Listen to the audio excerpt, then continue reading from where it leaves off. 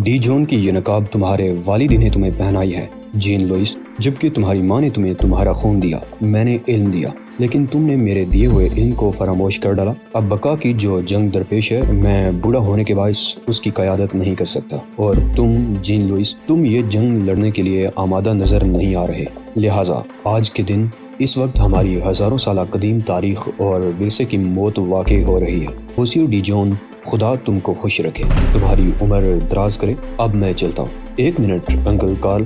کس لیے موسیو ڈی جون؟ میری بات سننے کے لیے۔ چلیں میں آپ کے ساتھ چلتا ہوں۔ اگر میں نے بچپن میں آپ کی باتیں غور سے نہیں سنی تھی تو اب اس غلطی کا ازالہ کر دوں گا۔ آپ میری بات کو نہ سننے کی غلطی نہ کریں۔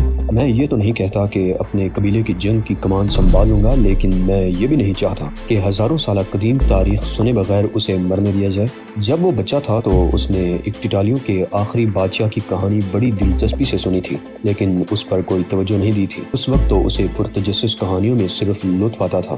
وہ انکل کارل کا یہ بیان سننا نہیں چاہتا تھا کہ آخری بادشاہ نے کیوں قربانی دی۔ اب وہ ریوس سینٹ جرمن کی فٹ پاتھ پر ساتھ ساتھ چل رہے تھے۔ وہ ریستورانوں، سینما گھروں اور کافی شاپس کے سامنے سے گزرتے۔ ریوڈی باغ پر وہ دائیں طرف چلنے لگے۔ انہوں نے پونٹ رائل برج کے راستے دریائے سین عبور کیا، اور اب آخری بادشاہ کی کہانی سنتے ہوئے جین لوئس کو احساس ہو رہا تھا کہ وہ بادشاہ کتنا ذہین تھا۔ اس نے ایک سماجی طوفان کے نتائج کا بخوبی اور پیشگی اندازہ لگا کر بہت درست فیصلے کیے۔ انکل کارل مسلسل بول رہا تھا، ایک مقدس پتھر پر بنے ہوئے نقوش کے بارے میں بتا رہا تھا۔ اس کا کہنا تھا کہ آخری روز جب پروہتوں، مہنتوں اور پجاریوں نے میکسیکو کی ان پہاڑیوں میں آخری بار قربانی پیش کی تو ہر نقش کے معنی سامنے آ گئے تھے۔ سوال یہ ہے کہ ہم نے حال ہی میں قربانیاں کیوں پیش نہیں کی؟ انکل کارل، جین لوئس نے پوچھا۔ ہمارے اجداد کے دور میں تو ہر مہینے قربانی کی رسم ادا کی جاتی تھی، اور اب ہم صرف انتقام کی خاطر یہ رسم ادا کرتے ہیں۔ یہ رسم جاری رکھنا دانشمندی کا تقاضا نہیں تھا، انکل کارل نے سر ہلاتے ہوئے جواب دیا۔ پھر ایکٹیٹالی کے آخری شہر کی قربانی کو مکمل، بھرپور اور حتمی قربانی کے طور پر قبول کر لیا گیا تھا۔ اگر تم نے گزشتہ برس وہاں جا کر بت کو بغور دیکھا ہوتا تو تمہیں بہت کچھ نظر آ جاتا۔ تمہیں دریاؤں، زمین اور آسمان کے معنی معلوم ہو جاتے۔ تمہیں وہ ہر چیز نظر آ جاتی جس کا تم نے صرف تذکرہ سنا۔ وہ مجسمہ ہماری اور صرف ہماری تاریخ ہے جین لوئس۔ تم نہیں جانتے کہ نازیوں میں شامل ہونے سے میرا ضمیر کتنا ملامت کرتا تھا، لیکن میں نے جو کچھ کیا اپنے قبیلے کے لیے کیا۔ اگر ہٹلر جیت جاتا تو میں قبیلے کو بچا لیتا۔ اسی طرح برطانوی، امریکی اور روسی فوج میں ہمارے لوگ شامل تھے۔ ان کا مقصد بھی قبیلے کی خدمت کرنا تھا۔ ہم ایک دوسرے سے مکمل رابطے کے ساتھ کام کرتے ہیں۔ اور پھر ایک روز مقدس ایکٹی کی بے حرمتی کا واقعہ رونما ہوا، اور اس ایک لڑکی کی موت سے اس بے حرمتی کا انتقام نہیں لیا جا سکتا تھا۔ نہیں، ایکٹی کا پہلا مطالبہ یہ ہے کہ حکومت امریکہ اس بے حرمتی کی ذمہ داری قبول کرے۔ بھلا ایک نیگرو کی زندگی کی کیا قیمت ہے؟ آپ بھول رہے ہیں انکل کارل، ہماری اصل رنگت براؤن ہے۔ جین لوئس نے اسے یاد دلایا۔ کیا تم خاندان اور قبیلے کے مسائل سے نمٹنے کے لیے اپنا کردار ادا کرنے کو تیار ہو؟ انکل کارل نے پوچھا۔ میں آپ کو کچھ دکھانا چاہتا ہوں، جین لوئس نے کہا۔ اس کا جواب اب بھی براہ راست نہیں تھا۔ کیا آپ کو اندازہ ہے کہ میں نے کمپیوٹر میں کیریئر بنانے کا فیصلہ کیوں کیا تھا؟ نہیں، بوڑھے کارل نے جواب دیا۔ وہ اب تھک چکا تھا، اور جین لوئس کے قدموں سے قدم ملا کر چلنا اس کے لیے دشوار ثابت ہو رہا تھا، صرف اس لیے کہ کمپیوٹر مجھے آرام و راحت فراہم کرتے ہیں۔ کمپیوٹرز میں کوئی منافقت نہیں ہوتی، کوئی ملاوٹ نہیں کی جاتی۔ میں آپ کو بتانا چاہتا ہوں کہ میرے لیے ناخالص چیز کیا ہوتی ہے۔ پل کے اس پار لوری نامی ایک عظیم الشان قلعہ تھا، جس کا صحن بھی میدانوں کی طرح وسیع تھا۔ اس کو 200 سال قبل میوزیم میں بدل دیا گیا تھا۔ یہاں جاپانی اور امریکی سیاح گھوم رہے تھے۔ اس میوزیم میں موجود اشیاء کا تجزیہ کرنے کے لیے نہیں، بلکہ صرف ان کی فہرست بنانے کے لیے 1 ہفتہ لگتا ہے انکل کارل۔ لیکن ہمارے پاس وقت نہیں ہے۔ اوہ، جین لوئس ہنس پڑا۔ ہمیں 1 ہفتے کی ضرورت نہیں پڑے گی۔ یہ کہتے ہوئے اس نے اس طرح اپنے دائیں ہاتھ کو محراب کی شکل میں گھمایا جیسے پورے میوزیم کا احاطہ کر رہا ہو۔ میں نے زمانہ طالب علمی میں بہت سا وقت یہاں گزارا ہے۔ اس میوزیم میں ہر ملک سے تعلق رکھنے والے فنکاروں کے فن پارے محفوظ ہیں۔ اچھا۔ انکل کارل کا پیمانہ صبر لبریز ہونے والا تھا، کیونکہ بات کہیں سے کہیں جا نکلی تھی۔ یہاں مجھے کبھی سکون محسوس نہیں ہوا۔ جین لوئس زمانہ طالب علمی میں یہاں اپنے قیام کا ذکر کر رہا تھا، بالکل اسی طرح جیسے فرانس میں رہتے ہوئے بھی مجھے یہ احساس رہتا ہے کہ یہ میرا گھر نہیں۔ لیکن جب میں کمپیوٹروں کے ساتھ ہوتا ہوں تو گھر سے دوری کا یہ احساس مٹ جاتا ہے۔ تم کیا کہنا چاہتے ہو؟ انکل کارل نے بے صبرے پن سے پوچھا۔ صرف یہی کہ میں یورپی نہیں ہوں، تب پھر تم یقیناً قبیلے کی مدد کرو گے؟ انکل کارل کی آنکھیں چمکنے لگیں۔ مدد؟ ہاں، جین لوئس عجیب سے لہجے میں بولا، لیکن میں سنگی چاقو لے کر کسی پر حملہ نہیں کروں گا۔ انکل کارل پھٹ پڑا، میں یہاں کی کمیٹی برائے بہبودی ایکٹٹالیوں کے قیام کا مقصد لے کر نہیں آیا ہوں۔ میں صرف اور صرف جنگ کے دوران مدد حاصل کرنے کے لیے پیرس آیا ہوں۔ جین لوئس، محاذ پر کیا کیفیت ہے انکل کارل؟ تباہ کن حالات ہیں۔ تب پھر اصلاح احوال کے لیے ہمیں مل بیٹھ کر بات کرنی چاہیے انکل۔ تم نے جس چاقو کا ذکر کیا ہے وہ بہت مقدس ہوتا ہے۔ انکل کارل نے چاقو سے متعلق جین لوئس کے لہجے پر اعتراض کیا، لیکن فتح پتھروں سے زیادہ قیمتی اور مقدس ہوتی ہے ڈیئر انکل کارل۔ یہ کہہ کر اس نے یورپی باشندے کی آنکھوں سے آخری مرتبہ قلعے کے سنگی ڈھانچے کو دیکھا۔ وہ فیصلہ کر چکا تھا کہ وہ یورپی نہیں ہے اور نہ ہی فرانس سے اس کا کوئی تعلق ہے۔ انکل کارل کی گفتگو سن کر وہ اس نتیجے پر پہنچ چکا تھا کہ اس کے قبیلے یا خاندان سے کیا غلطی ہوئی ہے۔ ایکٹٹالیوں نے صدیوں اور نسلوں تک روپوش رہنے کی حکمت عملی اپنائی تھی، لہٰذا جب عمل کا وقت آیا تو خاندان میں کوئی بھی اس قابل نہ تھا کہ عمل کر سکتا۔ جین لوئس نے ٹیکسی روکی اور انکل کارل کے ساتھ عقبی نشست پر بیٹھ گیا۔ ایونیو ڈیری ٹیول، اس نے ڈرائیور سے کہا۔ وہاں اس کا نفیس مگر چھوٹا سا اپارٹمنٹ تھا جس میں وہ اپنی داشتہ کے ساتھ مقیم تھا۔ اپارٹمنٹ کی چھتیں بہت خوبصورت تھیں۔ شمالی افریقہ سے تعلق رکھنے والا نوجوان خادم چاندی کے تاروں سے بنی ہوئی وردی میں ملبوس تھا۔ اس نے انہیں چائے پیش کی اور چائے کا پہلا گھونٹ لینے سے قبل انکل کارل نے 3 پیسٹریاں حلق سے اتار لیں۔ اس دوران میں جین لوئس اپنے خوبصورت رائٹنگ پیڈ پر کچھ لکھتا رہا تھا۔ اس نے کئی فارمولے لکھے، پھر اس نے اپنے دفتر فون کر کے کچھ بات کی اور اس کے بعد ایک اسسٹنٹ کو کئی فارمولے لکھوائے۔ 15 منٹ بعد اسے جواب مل گیا۔ اوہ، اس کے چہرے کی رنگت بدل گئی۔ اس نے کاغذوں کو پھاڑ کر پرزے کر ڈالا اور اچھال دیا۔ خادم نے پرزے اٹھانے کی کوشش کی تو جین لوئس نے ٹھوکر مار کر اسے کمرے سے نکال دیا۔ وہ بے چینی سے ٹہلنے لگا۔ وہ انکل کارل سے گفتگو بھی کرتا جا رہا تھا۔ انکل کارل، مسئلہ یہ ہے کہ قبیلہ حکمرانی کی صلاحیتوں سے محروم ہو چکا ہے۔ سنتے رہیے انکل کارل، وہ غرا کر بولا۔ ہم اتنے طویل عرصے تک چھپے رہے ہیں کہ عمل کی صلاحیت ہی ہم میں نہیں رہی۔ میں مطالبہ منوانا تو کیا، مطالبہ کرنے کا طریقہ بھی نہیں معلوم۔ آغاز سے انجام تک تباہی ہی تباہی ہے۔ جین لوئس نے کھڑکی تک جا کر دھوپ میں نہائی ہوئی سڑک کو دیکھا۔ تب پھر کیا کریں؟ نیا آغاز۔ جین لوئس کا لہجہ بہت ہی عجیب تھا۔ آج کے بعد ایکٹٹالیوں کا پہلا مقصد قوت حاصل کرنا ہوگا۔ جب لوگ ہمیں طاقتور تسلیم کر لیں گے تو ہمارے مطالبات بھی پورے ہوتے رہیں گے۔ مگر امریکی حکومت سے ہم نے جو مطالبہ کر رکھا ہے اس کا کیا ہوگا؟ انکل کارل کا غصہ سرد ہو چکا تھا۔ وہ نری حماقت تھی۔ مطالبے کا متن مبہمی نہیں بلکہ 12 مختلف زبانوں میں تھا، لیکن ان زبانوں میں انگریزی کو شامل نہ کر کے سب سے بڑی حماقت کی گئی تھی۔ اب اسے بھول جائیں، ہم خود مناسب وقت آنے پر اس مسئلے سے نمٹ لیں گے۔ فی الوقت ہمارے لیے سب سے خطرناک مسئلہ وہ 2 افراد ہی ہیں جن میں سے ایک مشرقی علاقوں سے تعلق رکھتا ہے اور دوسرا شاید امریکی نوجوان ہے۔ جین لوئس کھڑکی کے شیشے کو انگلیوں سے بجانے لگا۔ یہ ہماری بدقسمتی ہے کہ ان دونوں سے ٹکراؤ ہو گیا۔ انکل کارل نے ہاتھ ملتے ہوئے کہا، نہیں، یہ ہماری حماقت تھی۔ وہ ہماری تلاش میں آئے تھے اور ہم احمقوں کی طرح ان پر جبٹ پڑے، ان کے جال میں پھنس گئے۔ اب اگر ان پر حملہ کریں گے تو تباہ ہو جائیں گے۔ غلطی ہماری تھی۔ ایکٹی کی بے حرمتی کے بعد شاید ہم نے کسی انتہائی حساس شخص کو قربان کیا یا کسی ایسے حساس ادارے کی دشمنی مول لی جو قاتلوں کو ملازم رکھتا ہے۔ ایسے قاتل محض تفریح کے لیے میوزیم میں نہیں جاتے۔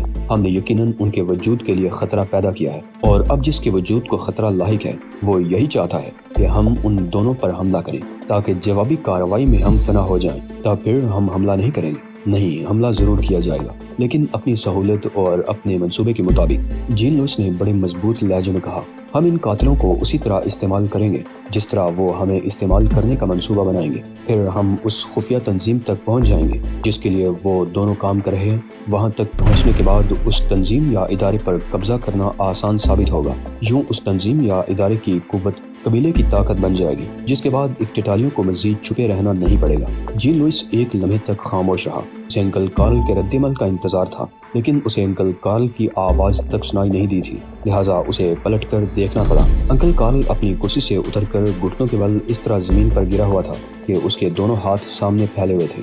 وہ عبادت کے انداز میں جھکا ہوا تھا۔ یہ کیا انکل کارل؟ جین لوئس نے حیرت سے پوچھا۔ تم بادشاہ ہو، بادشاہ۔ کارل نے سر اٹھا کر جین لوئس کی طرف دیکھا۔ میرے پاس آؤ۔ جین لوئس بوڑھے کارل کے قریب گیا تو بوڑھے نے اٹھ کر اس کے کان میں سرگوشی کی۔ یہ کیا ہے؟ اب تم بھی ماننے والوں کی صفوں میں شامل ہو گئے ہو، انکل کارل نے پرجوش لہجے میں کہا۔ اور اس کا صرف ان لوگوں کو علم ہے جو اس سے بہت قریب ہیں۔ اگر کسی بھی ایسے شخص نے یہ نام لیا جو عظیم ایکٹک کا مقرب خاص نہیں، تو پھر آسمان پر خوفناک بادل چھا جائیں گے، سورج بجھ جائے گا اور بادل زمین پر گرنے لگیں گے۔ لیکن اب تم ایکٹک کا حقیقی نام لے سکتے ہو۔ جین لوئس نے مسکرانے کی کوشش نہ کی۔ اس نے بدھ کا اصلی نام زور سے ادا کیا، بآواز بلند، اور اس کی توقعات کے مطابق نہ تو سورج گل ہوا اور نہ ہی آسمان سے بادل زمین پر گرے۔ تم شہنشاہ ہو۔ انکل کارل جوش مسرت سے تپے لرزہ کے مریض کی طرح کانپ رہا تھا۔ میں 30 سال سے تمہارا منتظر تھا، کیونکہ تم خون کا خون ہو، روح کی روح ہو۔ تم اس عظیم ایکٹیٹالی شہنشاہ کی روح ہو جو صدیوں پہلے گزرا تھا۔ اب تمہیں قبیلے کی فتح تک رہنمائی کرنی ہے۔ جین لوئس کو خود بھی اس بات پر حیرت ہوئی کہ اسے انکل کارل کی باتوں پر ہنسی نہیں آ رہی ہے۔ ہم ایسا ہی کریں گے انکل کارل، اس نے پرعزم لہجے میں کہا۔ فتح تک ہماری جنگ جاری رہے گی اور ہم ایکٹک کی بے حرمتی کا انتقام لیں گے۔ انکل کارل نے مٹھیاں بھینچ کر کہا، ہاں، جب ہماری حکمت عملی کامیاب ہو جائے گی تو ایکٹک کو ہزاروں دل مل جائیں گے۔ اسے پہلے کبھی کسی نے اتنے بہت سے دل نظر نہیں کیے ہوں گے انکل کارل۔ اس رات سونے سے قبل لیٹنے کے بعد اس نے ایکٹک کا اصلی نام ایک بار پھر لیا، اور جب بادل اپنی جگہ پر دوڑتے رہے تو وہ سمجھ گیا، بہت کچھ سمجھ گیا۔ یہ بھی سمجھ گیا کہ وہ ایکٹک کا پجاری ہو یا نہ ہو، لیکن ایکٹیٹالیوں کو ایک ایسا بادشاہ مل گیا ہے جو انہیں فتح تک لے جائے گا۔ جین لوئس اور انکل کارل کو نیو یارک کے 5th ایونیو ہوٹل میں پہنچ کر سب سے پہلے ان کئی لڑکوں کا سامنا کرنا پڑا جو ان کا سامان لینے کے لیے بہت دیر سے وہاں جمع تھے۔ اس ہوٹل میں انہیں رجسٹریشن کرانے کی کوئی ضرورت نہیں تھی، وہاں ان کے لیے صدارتی سویٹ خالی کیا جا چکا تھا۔ انہیں دیکھتے ہی ہوٹل کا مینیجر مسکرایا اور اس نے انکل کارل کو ایک خاص انداز میں آنکھ ماری۔ انکل کارل نے سکون کی ایک سانس لی، وہ مطمئن ہو گیا تھا۔ مجھے یہ احساس نہیں تھا کہ ہماری برادری کی پہنچ اتنی دور تک بھی ہو سکتی ہے۔ خادموں کے چلے جانے کے بعد 5 کمروں والے سویٹ کے ڈرائنگ روم میں بیٹھتے ہوئے جین لوئس نے کہا۔ وہ واقعی حیرت زدہ اور خوش تھا۔ ہم ہر جگہ ہیں، انکل کارل نے سینہ پھلا کر کہا۔ پھر جین لوئس سے مخاطب ہوا، اگر تم لڑکپن میں میری باتوں پر توجہ دیتے رہتے تو تمہیں اس وقت حیرت کا سامنا نہیں کرنا پڑتا۔ انکل کارل کا چہرہ خوشی سے کھل رہا تھا، لیکن اب تو میں بھرپور توجہ دے رہا ہوں۔ جین لوئس نے بھی مسکرا کر جواب دیا، ہاں جین لوئس، میں بہت خوش ہوں، شکر بجا لاتا ہوں۔ دونوں کچھ دیر تک انتقام، ایکٹک اور برادری کے علاوہ قبیلے کی نشاط عشائیہ پر گفتگو کرتے رہے۔ اس کے بعد انکل کارل نے جین لوئس کے کہنے پر قبیلے کے بڑوں کو فون کرنے شروع کر دیے۔ جین لوئس کا کہنا تھا کہ وہ فوراً قبیلے والوں سے بات کرنا چاہتا ہے تاکہ ماضی کے مقابلے میں بہتر منصوبہ بندی کی جا سکے، ذرائع اور وسائل کا تجزیہ کیا جا سکے۔ اس کے بعد انکل کارل نے جین لوئس کے کہنے پر قبیلے کے بڑوں کو فون کرنے شروع کر دیے۔ جین لوئس کا کہنا تھا کہ وہ فوراً قبیلے والوں سے بات کرنا چاہتا ہے تاکہ ماضی کے مقابلے میں بہتر منصوبہ بندی کی جا سکے، ذرائع اور مسائل کا تجزیہ کیا جا سکے۔ میں 2 گھنٹے بعد ان لوگوں سے خود بات کرنے کے لیے تیار ہوں گا انکل کارل۔ جین لوئس کے انداز میں شاہانہ تمکنت اچانک ہی پیدا ہو گئی۔ ایک بیڈ روم میں جا کر اس نے مگرمچھ کی کھال سے بنے ہوئے بریف کیس میں سے کاغذات نکال کر پھیلا لیے۔